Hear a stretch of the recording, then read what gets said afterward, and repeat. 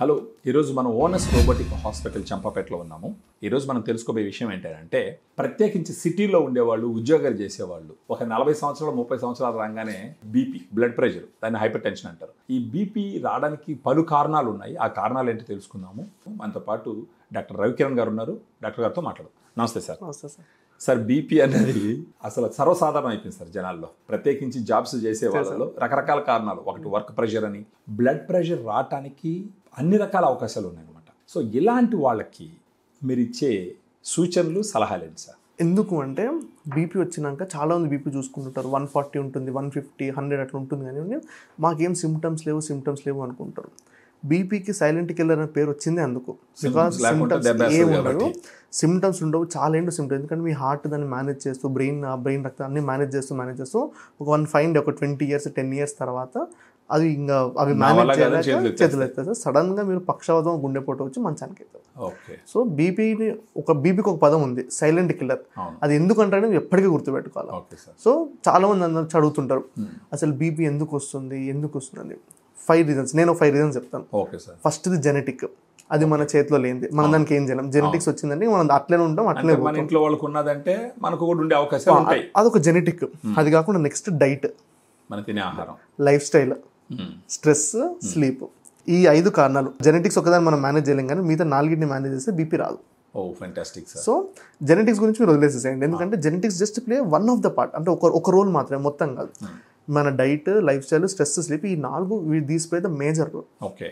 అయితే ఇప్పుడు మనకి ఇక్కడ ఉన్న దాంట్లో ఏమవుతుందంటే ప్రాబ్లమ్ డైట్ సరిగ్గా లేదు. అంటే ఏమవుతుందంటే ప్రాసెస్డ్ ఫుడ్, అంటే నిల్వ చేసిన ఫుడ్ అన్ని కూడా నిలువ ఉండాలంటే రెండు విషయాలు దానికి కంపల్సరీ ఉండాలి.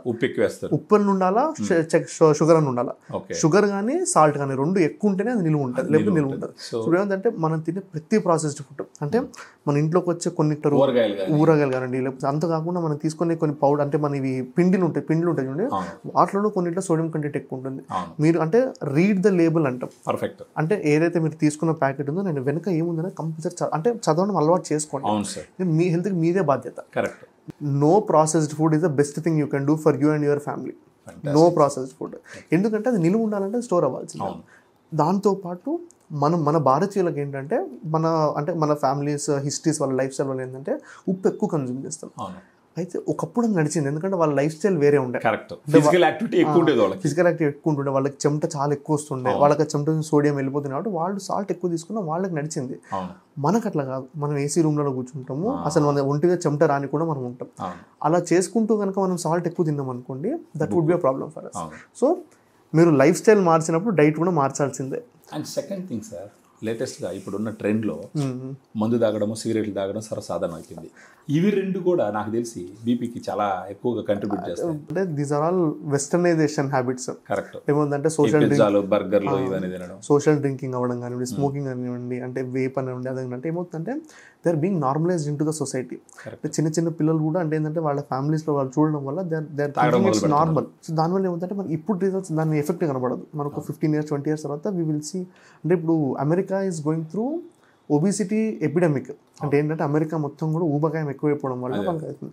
మన ఇండియన్స్ ఏంటంటే చెడు లక్షణాలు తొందరగా నేర్చేసుకుంటారు.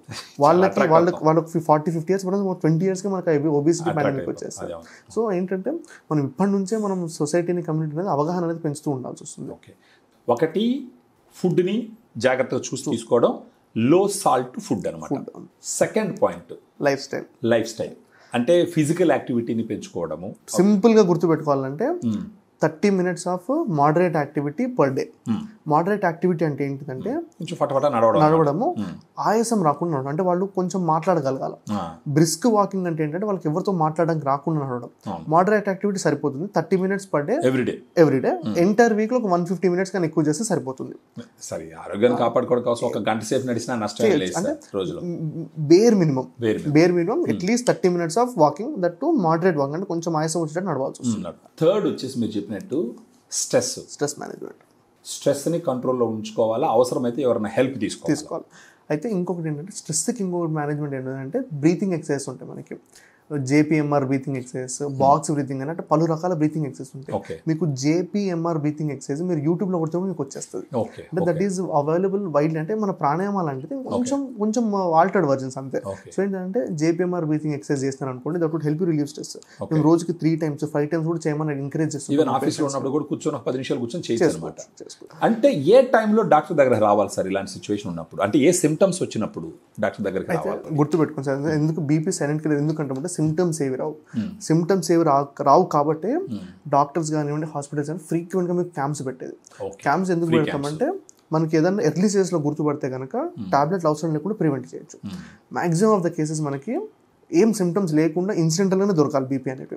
ఎందుకంటే మనకి సిమ్టమ్స్ వచ్చేసినంటే అప్పటికి it's too late, we're already too late in the game.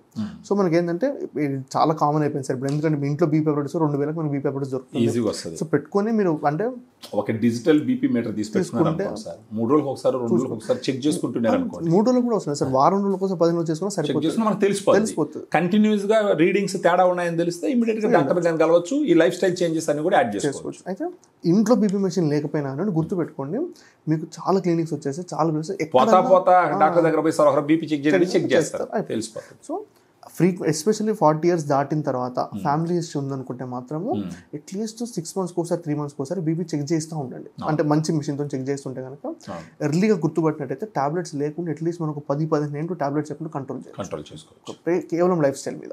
Okay sir, thank you sir, thank you very much. So మీరు చూసినారు కదా, బీపీకి సార్ ఆల్రెడీ ఎక్స్ప్లెయిన్ చేసినాడు. సో ఫర్దర్గా మీకు ఎవరికైనా ఇలాంటి ఇష్యూస్ ఏదైనా ఉంటే ఖచ్చితంగా డాక్టర్ గారి దగ్గరకు వచ్చి కలిసి మీరు ట్రీట్మెంట్ తీసుకొని you can have a great life. Thank you.